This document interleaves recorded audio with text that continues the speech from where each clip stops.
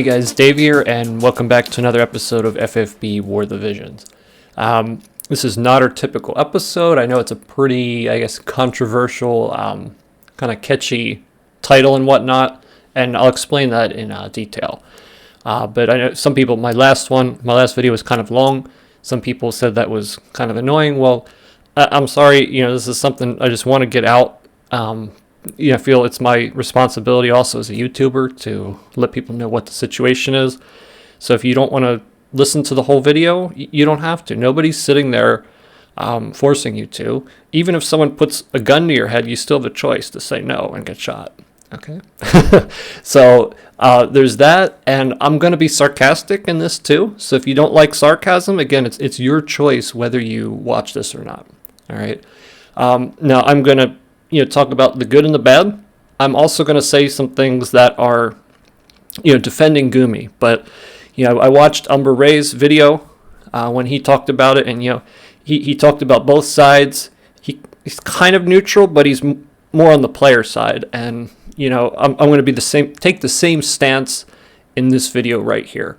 So that's my disclaimer. If it's too long for you or you don't like the sarcasm, nobody can force you to watch or to listen to this, okay? And I apologize if you don't like that stuff as well, all right? But, it is what it is.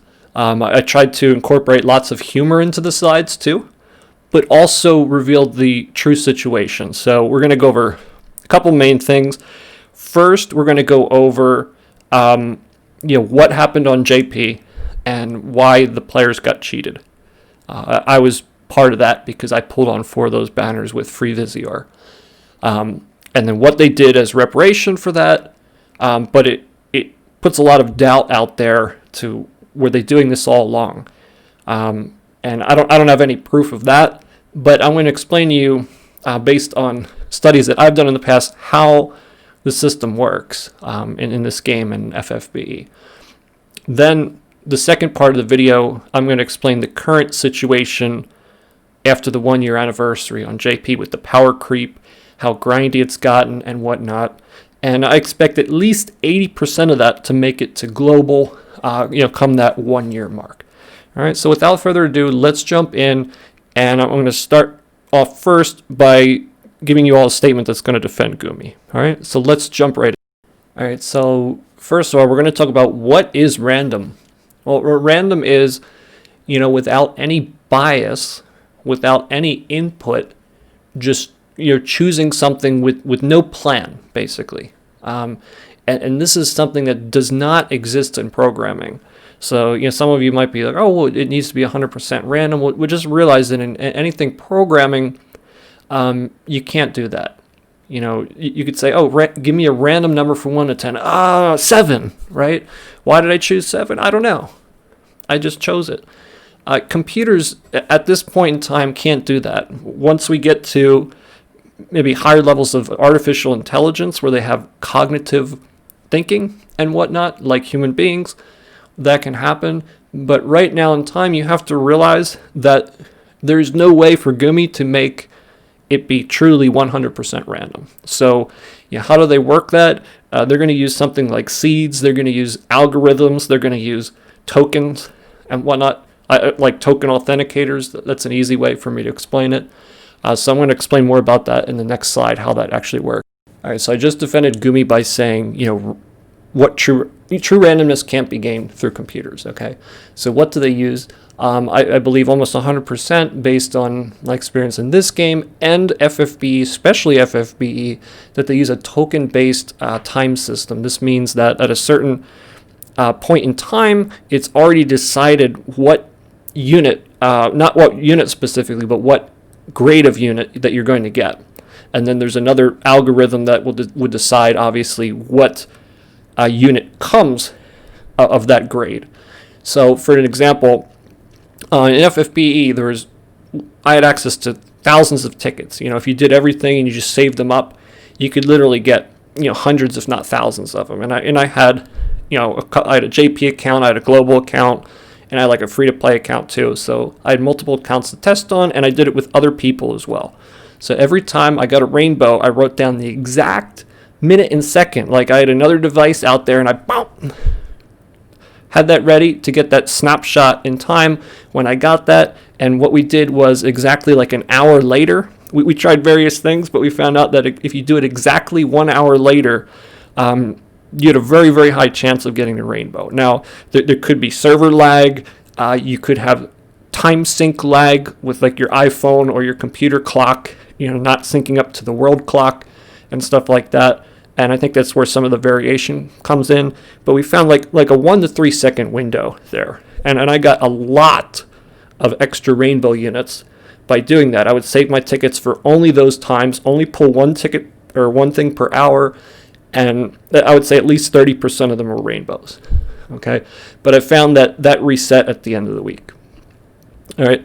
The second thing is that kind of proves that it's a token-based system is it appeared on the Reddit forums and whatnot. If you get like a rainbow unit, they're like, don't watch it. Don't look at the stats. Spam click, summon the next one, bam, your next unit comes out. Okay. That happened to me so many times. But sometimes you might be like on the second, let's say it's a 3 second window. You might be on the second half of that window, so you might not get another rainbow after that.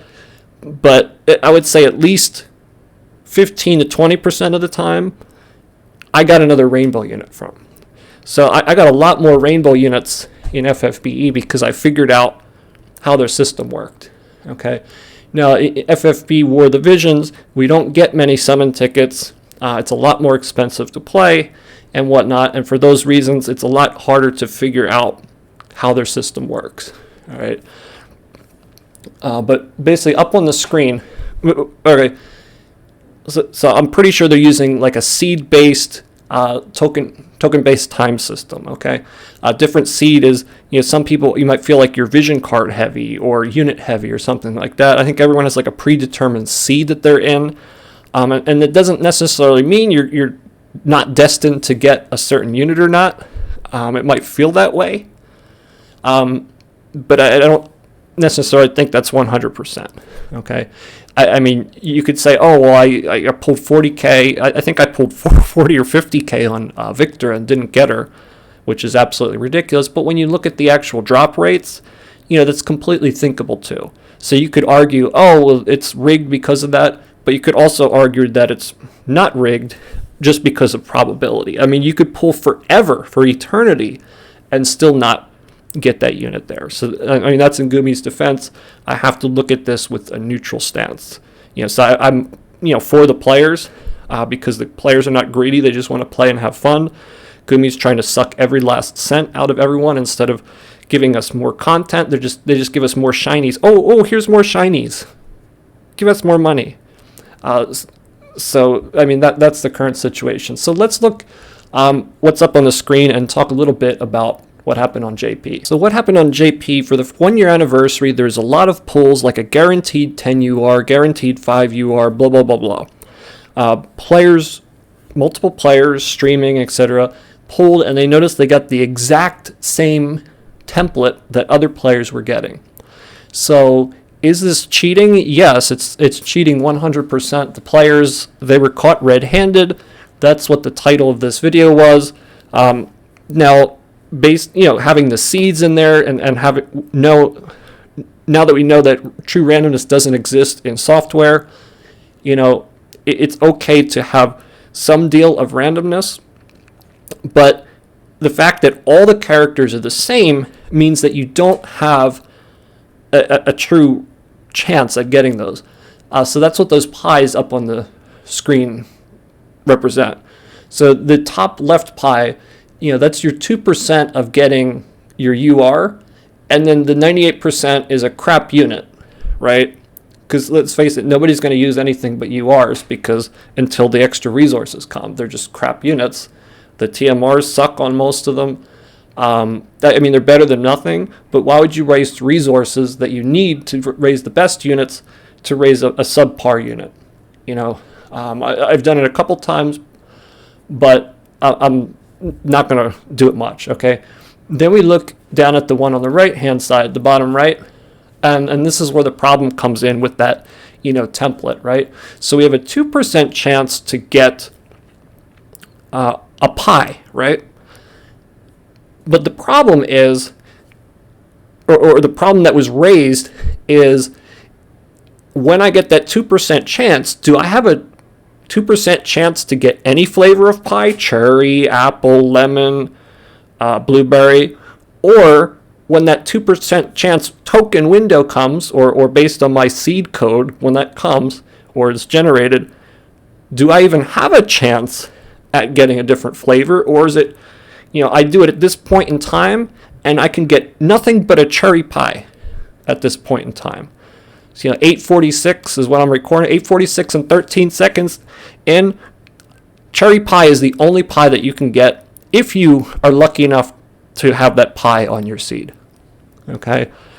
So, this is the kind of controversy that this raises. Do you really have a chance at getting these units? Or has this system been rigged all along? Now, obviously, the latest gacha was 100% rigged. Okay? Giving them the benefit of the doubt, maybe they screwed up the seed or something like that and put it out, and it was a true mistake. But given their greedy intentions everywhere else in the game, the lack of content, not listening to players, purposely making things as grindy as possible, getting you on that hamster wheel for their shareholders, I have to think towards, the players, think in favor of the players. All right. So, you can interpret this however you want. I'm kind of like on the fence about this. I think it was intentional, but it might not have been, right?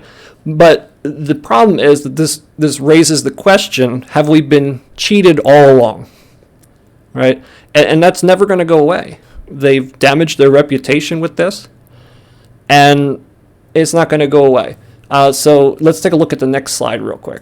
Okay, so I don't really understand, I didn't take enough time to look at how this is organized, but this was put together by some JP players where they figured out, like correlation of, how the system is working. So basically it was rigged in a certain way, whether it was a mistake or it was intentional. Nobody can say 100%, but I believe it was intentional. Okay, so this is going to forever change how players think about this game. And quite frankly, I'm not spending a single cent more on this game unless they're honest about this and how all this stuff works. And unless they come out and explain like how their summoning system works.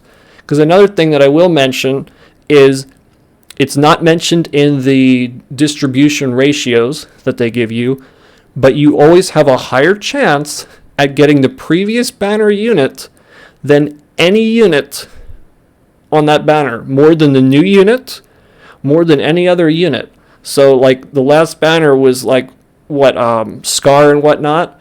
So if you pull on the Cecil banner now, you'll probably have a higher chance of getting Scar and any other unit that was on that previous banner than you do on the new banner. And that's happened every single banner. It's happened for every single person that I've talked to. You can say it's anecdotal and it's a story, but I've seen enough evidence to prove that it's an established truth. Okay, again, that's up to you whether you believe it or not. So that kind of concludes the summoning section here, and I'll talk about how Gumi compensated people for this. Okay, so Gumi came out and they admitted that there was something wrong. They called it a fuguai ga hassei shimashita in Japanese. Fuguai means guai is, I guess, like the status of something, and bu or whatever, it means a negative. So there's like a negative status. I'm just going to say an error happened. Basically, they haven't really come out and explained what actually happened. But they did come out and apologize right away, and they said they compensated 100% of the Vizier back. You can see I have 8,000 when I was down to 1,000. All 4 pulls worth came back, plus I could pull on them again and keep what I already had gotten. Plus we got it up on the screen there, you see like the 10 UR. But to me, that's just, ooh, more Chinese, right? Like, there's no way of making the players forget, like just giving them free crap, right? So to me, this is an attempt to just, cover up what they did, try to make people forget. Even with all the rigmarole going on JP with the new 1-year anniversary and whatnot, a lot of those players are already dazzled by the shinies, the new 120 Titus and Yuna and how strong they are, and Bahamut and whatnot, and they've already seemed to have forgotten how they're being cheated and whatnot. So this concludes that section of the video. You can take it however you want. Again, you could argue for or against Gumi. Randomness can't exist truly. And I've seen other games, use token or seed-based systems. Xenogears 2, I think Xenoblade Chronicles 2, I think, whatever the one on the Switch is, that was a single-player pay-to-own game, but that had a seed-based system. You're one of 4 seeds, and then you had a higher chance of getting some characters and a lower chance of getting others. Now, based on what we've seen, some people just can't seem to pull certain things. You could argue that exists, and that's where the doubt comes in. So if they really are devious, they could put that in there, and they can just wipe the software or wipe the code if anyone tries to investigate them, and nobody has anything to prove against them. Or it could just be, everything's, luck, right? And you're just unlucky and just don't get it. So it can't be proved either way unless we see their source code. All right. I just want to say that. But I tend to be on the player's side, like Umbra, on this because of how greedy they've been with everything else.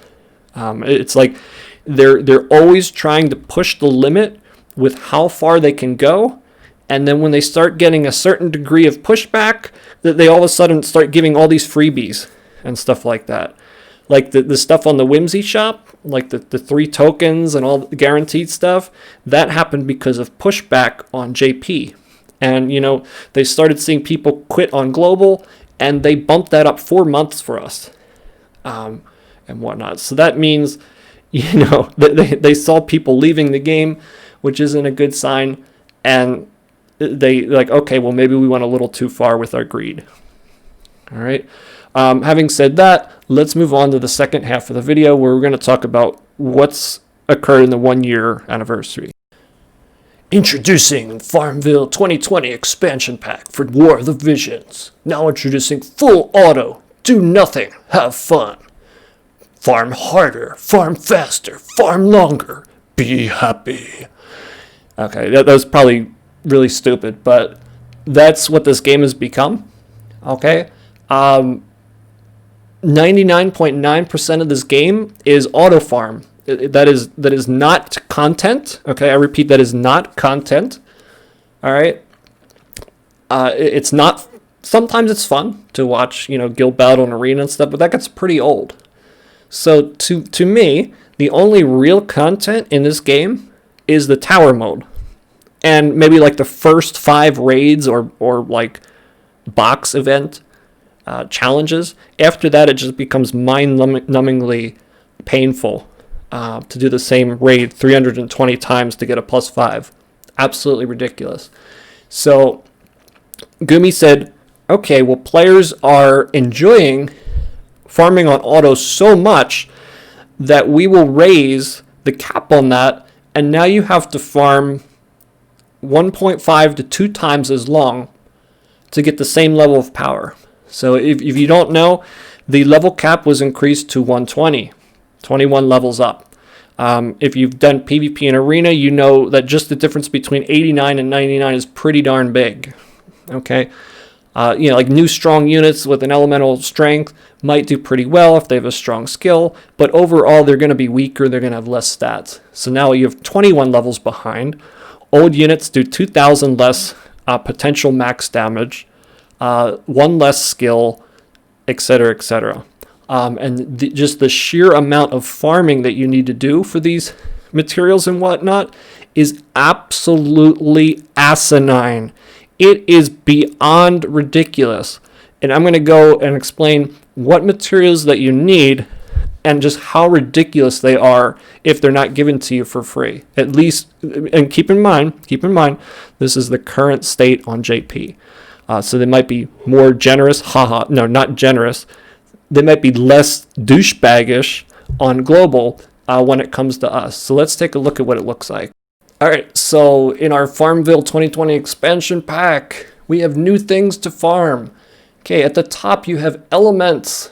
Now this is a new thing that's 18 energy, not 16, 18. Yes, level 80. So you need stronger characters. You need 2 more energy per run. And what is that thing on the top right? That is the submerging flower of paradise. Basically, a flaming pile of crap is what it is. Now you can see 0 out of 1. All right, I ran over about 800 or 900 energy worth of this stupid frickin' elemental thing, and I didn't even get one of them. Okay, now as you can see on the left middle of the screen, all of the elemental things and the top job things, as you can see on the right side too, you can get 1 from those every 16 days. So that's, I think there's like 8 elements and 3 of those. I think you can get 11 of those every 16 days. So it probably equals, like 500 to 1,000 energy per. So like if you're having trouble with energy pots before, well, guess what? Like if you want to be taking your characters to level 120, you get ready to, take out a new mortgage just to buy energy pots. Not only that, but you're going to need a time machine too, because it's impossible to farm all this plus 5s and everything else that you need and still have enough time to play and have fun. Oh wait, yeah, there's nothing non-auto except 1 month or 1 week out of the month. So basically you're doing auto. You need to farm 40 hours a day now instead of 30 hours a day. So start investing in time machines. Start saving up money because you're going to need it to buy pots to farm all of these stupid freaking new materials and whatnot. And it doesn't end there. It doesn't end there. You can also see that there are now gray things in the pink mission. So you need those gray things too. Okay? Then you need character specific ones. So for limited time units, you need the original, the soul things up there, the white ones, white and pink ones. Then you also need just like the regular balls, the orbs, that are specific to the unit too. And they say like EX Final Fantasy X.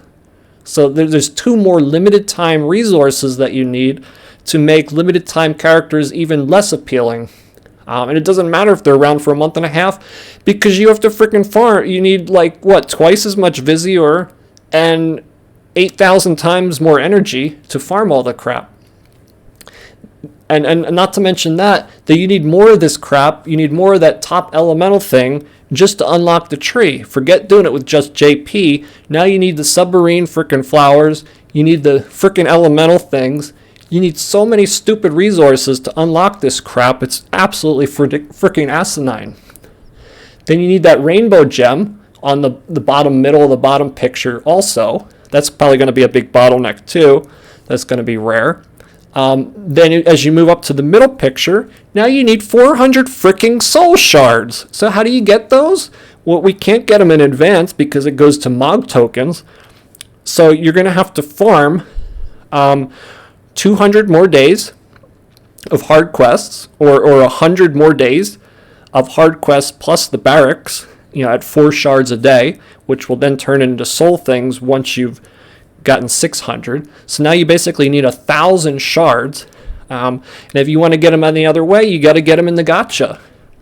So they've basically they're like, okay, how can we make this game more fun? Oh, let's just raise the cap on everything.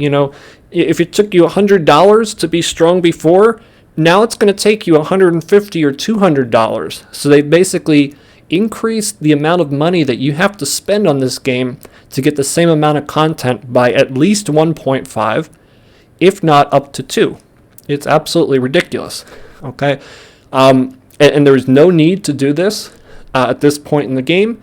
If they were losing players, it's because of the grindiness. Nobody on JP likes the raids either. They complain about them all the time, but they don't care. They just want your money. They don't care if you're happy or not. They just care if they have a connection to your wallet or not. Once that connection to your wallet is broken, then they start thinking about what they can do to recreate that connection. But this company is based on greed. They don't care about you, whether you live or die. They don't care whether you have fun or not. If they did, they'd end up more like Warframe, where they have constant discussions, or some of like the smaller indie developers, or at least have, take some of the feedback and, do what the players want. But the fact of the matter is, they don't give a crap what the players want. All they care about is how much money you can give to them. Every single mechanic in this game is based around that. Think about it. +5 weapons. 1,200 clicks, 15 to 20 minutes to create one. We still don't have the frickin' patch. Why do you think that was put in the game in the first place? No normal person would approve something like that to put in a game. There is absolutely no part of that in any way, shape, or form that is fun. Clicking 1,200 times over the course of 15 to 20 minutes. Nothing. It's all based on greed. It's to get you to try to spend more on the game. And the other thing is the hamster wheel, which we're going to talk about next. It was kind of like a funny concept, but it's a real thing now in games, because gaming developers are basically slaves to their shareholders. So now that we've explained this garbage power creep, let's talk about like shareholders and why some of this stuff is happening. So it's not, they're feeling pressure from above too in Gumi and Square Enix's defense, but they're going about it in the wrong way. Get back to the hamster wheel! Do it now! Yeah, so it's a stupid joke again, but this is what this game is all about. Square Enix, Gumi, they want to feed the shareholders as many metrics as they possibly can. Look at our players. They're engaged. They're playing 3 hours a day. Are they really? No, they're not. They're putting it on auto, farming. Half of them are using emulators with like clickers and macros and other forms of bots to do it for them, because the game's so freaking grindy. It's not fun. It's like menial tasks that you have to do. And the reason they put this stuff in there is so they can tell their shareholders that you guys are playing the game more. That's all that this is. Don't be blinded by other stuff. I mean, we saw the same thing in like World of Warcraft in the last expansion that was horrible and made so many people quit. Battle for Azeroth, it was the same thing. They had these like infinite grind systems that make you feel obligated to log in. And how does it work? It makes you feel, right? It makes you feel like if you don't do it, you're falling behind. And that's how it gets you. If I don't do this, I'm not going to be competitive anymore. I'm going to fall behind other people. And they purposely put those systems in there. It's not fun for the player to run on auto 30 hours a day. It's not fun at all. But it's something that you have to do if you want to remain competitive. And 0% of that is there for the player.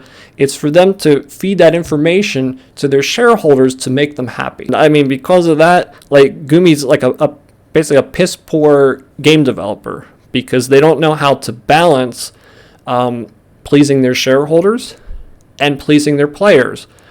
They're basically only trying to please the shareholders, only trying to put money in their pockets. If they cared about the players, they would listen. Hey, we want more content. Give us, permanent content. Give us boss fights that we can manual. Give us, even if they're not the best rewards, some type of reward for that stuff. Like FFBE, a lot of the appeal of that game was you had all those interesting boss battles and stuff that you can do. I didn't have to do it within like a 1 week limited time. I didn't have to do it 320 times to get the best weapon. All I had to do was clear it, right? And to clear it, you'd have to spend money. on characters for trusts to get stronger items. I mean, you can work out the same way. They just don't want to put the time in because they're making enough money from selling shiny. I mean, that's the big rat race. That's the big hamster wheel that you're running on. I mean, just think about it. This is your homework. Think about how much time in the game. Okay, I have to log in. They purposely add those like flashy animations between things because it triples the time that you have to spend on everything. Just think of like Arena. Like you could spam click that, but there's only a limit on how fast you can click it because there's a stupid flashy animations that nobody gives a crap about. They put it in every aspect of the game. Look at the login. It takes you, I found out, after you hit the white screen and it starts loading in the game, you crash the game, reload it, and that'll skip past the daily login, and then you can just click the X on the thing. That's actually faster. That is faster than clicking through that bull crap every day. Okay. Also, you can use the 2-finger method, alternate like this. It's quicker, and it'll get you through the stuff quicker. That's how I make my +5s in only 15 instead of 20 minutes. But basically, everything in this game is designed at making you click more and spend more time doing menial tasks. You have to go into guild. You have to click the attend button. Then it pops up. Then you have to wait half a second. Then you have to click it again to go away. The guild thing refreshes, connects every other second or every 3 seconds for frickin' guild battles. So you have to click the buttons multiple times every time for everything in the guild interface. Then you have these items are outside the period. What period? Like they sent it yesterday and I'm collecting it today. What period? I mean, it's stupid. It's an extra thing that you have to click. Why can't I just collect all 5 pages at once? Because they want you to spend 10 times as much time double clicking because you're outside of the period and collecting each page because that's 10 times the amount of time that they can report to their shareholders. And but you notice that like all of these things, they really add up. You know, I've done it and I probably spent at least 20 minutes logging in the game, doing the stupid arena battles and stuff, even skipping them, doing all that guild battle crap. I'm sorry, not guild battle, like the guild statues and all that. Then you have to go into the shop and you have to check it like 5 times a day, right? Like why do they alternate that? And why is that a different time to summon? Why the heck do you think it is? It's so they can get you to log in the game more. Hey, look, shareholders, look, they logged in 8 times today. They love our game. No, they don't. They're doing it because they feel like if they don't do it, they're going to fall behind. There's nothing fun about that. Nobody likes that crap. If you have a family and a job, like you literally have to put that stuff on hold if you want to be competitive in this. So, I mean, it's a flaming pile of poo. Nobody likes it. They don't care about the player. They only care about money and feeding the shareholders this stuff. Now, there are other developers that do care about their player and stuff like that, even if they are greedy. But you know, Gumi has shown us 0 content based on this, and they've already fixed these things on JP, but they haven't brought them to global. It's as simple as just taking that segment of code and then adding it in earlier. But they can make double the money what they made on JP just by translating the stuff and rolling it out in the same order. So this is another thing that really plagues this game. It's like they're not even on the fence. They're like on both extremes. This is like the age-old thing, the casual versus the hardcore gamer. Right, so we have the level 100 Colonel from Battlefield with his crap bucket, right? If you're playing the bathroom, or if you're going to the bathroom, you're not playing Battlefield, right?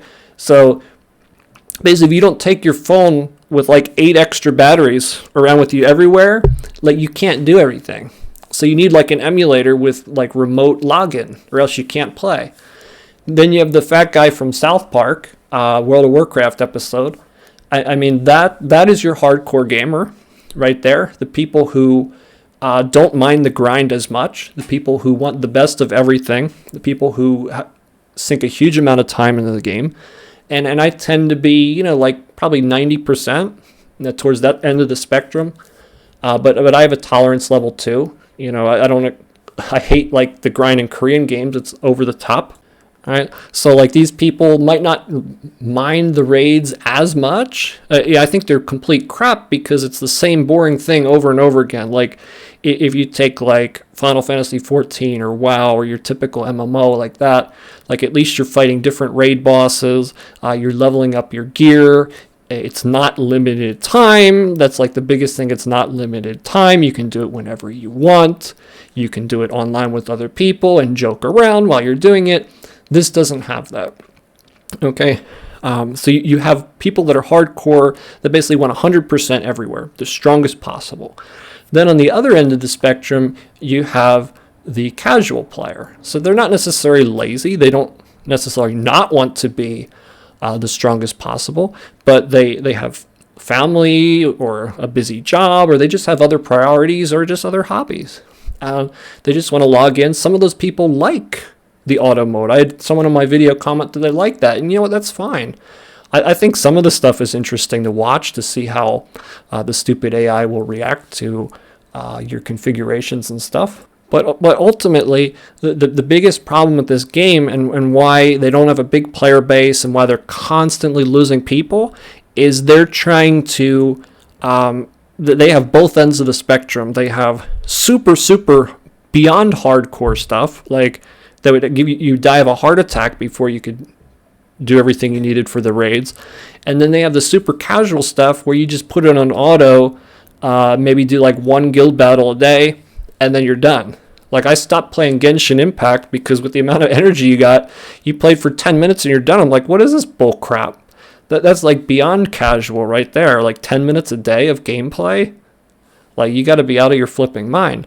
So, you know, this game, you can't serve two masters, right? You have to choose one or the other, or you need more game modes, enough game modes so you cater to both people.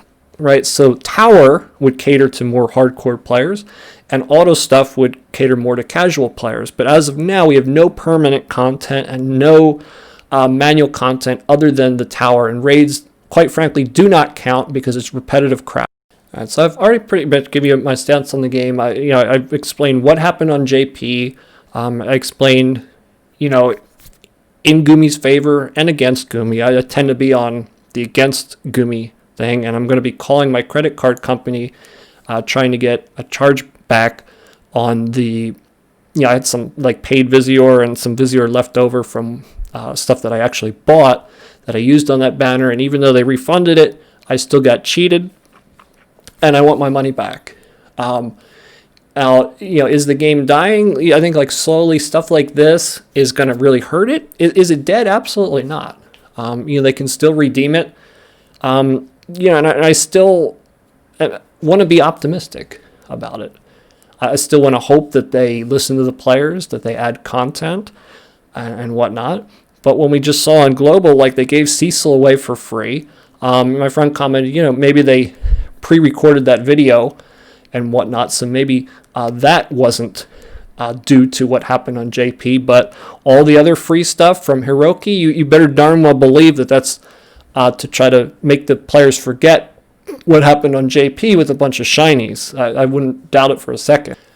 But it's all right because the ship is sinking, but all you need is 5,000 paid Visior and you can buy a ship repair kit, right? And you can buy as many as you want. It says limited quantity there, but that's not true. That's just for this week. There'll be another one next week and the week after that. And you can keep the ship afloat, right? So whether you spend more on the game, whether you still have confidence in Gumi or not, I've lost 100% of my confidence in them. I knew they were greedy. I knew that all along, but I really had faith in them that they would, start listening to players and whatnot, and just giving a little free content here and there doesn't add like fun content to the game. So they haven't listened to players. They only listen when it affects their money and not to actually make it fun. So you have to consider, like, do you want to give your hard-earned money to this company? Do you have faith that they're going to continue or to provide you with fun content? And the thing is, I didn't mention in the earlier part of the video, but they officially announced in their video that only base units would be affected by the level 120. So, yeah, I might be wrong, but I believe that they moved up the Final Fantasy IV event quickly to get people to start spending on that before they find out whether or not those units are going to get the 120 upgrade. Because think of it, put yourself in Gumi's shoes, right? Look at FFBE. Every year, or at least year 2, the amount of units that were there year 1 is going to double, right? And if they have to add new abilities and new boards and rethink all that stuff, it's going to double in time or go up 50% each year, right? And that's a lot of work. So that's why I think why they said base units, and they were purposely vague. One, because they wanted to see what the players were thinking, right, and how they reacted. Maybe they'll add limited time units this time, but next year, like when 140 comes around or next power creep, you better believe that they're not going to do it, because that's a lot more work for them. And they're making it look like, oh well, Titus and Yuna and Oron, yeah, they're all going to be 120. But next power creep, guess what? They're probably going to hit like a freaking wet noodle, dude. With the amount of power creep, like if your unit doesn't hit 120, you're going to effectively be like a level 79 character due to the power creep inflation. You will no longer be able to do the top level content with them. I can't even do beat the Bahamut or Ifrit level 3 trial with all 99 units and all +5 weapons and like level 7 division cards. I can't do it. It's too hard unless you have like the perfect unit, which only whales are going to have and whatnot. Or if you have like all level 120 units and stuff. So, like forget about doing any future content with wet noodle characters. That's another thing that you have to keep in mind. Again, I forgot to mention it before, but if you're going to pull on FF4 or any other limited time things, you better think twice about whether it's worth that risk. Now, Global might be different. They might add all of them, right? Because they have extra time and half the stuff is already done. But we don't know. So again, I'm neutral on that. They're giving us Cecil. I'll probably try to level him up to 79 because you can do that for free. But I don't know if I want to take him to 99 because it's a risk. I know he's a great unit as a double hitter holy unit. That'll be really useful in the future. But is it worth it? I don't know. I'm totally on the fence with that. I'm not in a negative stance and I'm not in a positive stance. I will be 100% negative and absolutely enraged when I find out that it will not get the upgrade. But as of now, I do not know, and I'm going to remain on the fence about it. So I've talked enough. I'm going to conclude it here. Again, I want to stay neutral. I think the game still has potential, and I'd love to think that it's going to improve constantly. And they're going to listen to player feedback. But up until now, a lot of features that should have been in the game from day one were not there because they put greedy mechanics and like, oh, you didn't want to click 1,200 times for a +5? Oh, you didn't want to watch mandatory 2-second animations between everything? We didn't know that. Yeah, right. Of course you knew that. So, that's a complete load of bullcrap. But again, like I want to have faith in them, but I'm not going to spend a single cent. I'm not going to, grind too much in this game. I'm probably going to stop doing raids and stuff like that, and I'm just going to sit back and see what direction the game goes in. This is probably going to be my last YouTube video because, like, as a YouTuber, if I'm making content for the game, in a way, I'm promoting it, and I know people will spend more money. If I say a unit's really good and stuff like that. And I can't honestly do that for a company as evil as them. Unless they do stuff. All the greed and everything, that's a sin. It's immoral to do that, and I don't support it in any way. Now, if they give the players an amount of content equal to what people are spending and stuff, then I have no problem with that. If they listen to feedback and they make it worth it. But thus far, they haven't. And that's why I will not support them in the future with videos or anything unless I see change, right? That's the key. Unless I see positive change, and I want to. I want. That's why I try to remain as neutral as possible. So let me know what you guys think. Let me know if you're going to continue playing or not. I know a lot of people wanted me to make this video to see what I was thinking, to gather some of the stuff together. I know it's 45 minutes. This is the longest thing I've done by far. There's a lot of information in here, and I'll tell you this: listening to this full thing, 45 minutes, if you've made it through, is going to help you make a decision on whether you're going to continue playing this game or not. And 45 minutes is a lot less time than it's going to take you to even farm one of those stupid submarine flowers.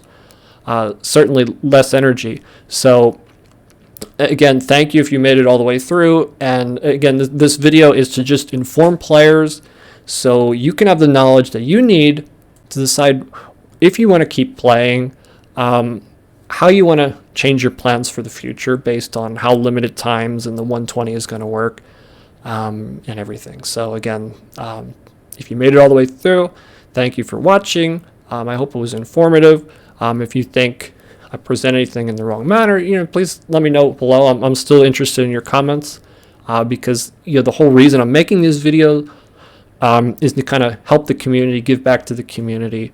Getting no kickback from Gumi. I have not put any advertisements in here purposely because I don't want to bother people if they don't want to be bothered. I hate ads myself, and I don't want to subject anyone else to that. Okay, so again, thank you for watching, and take care.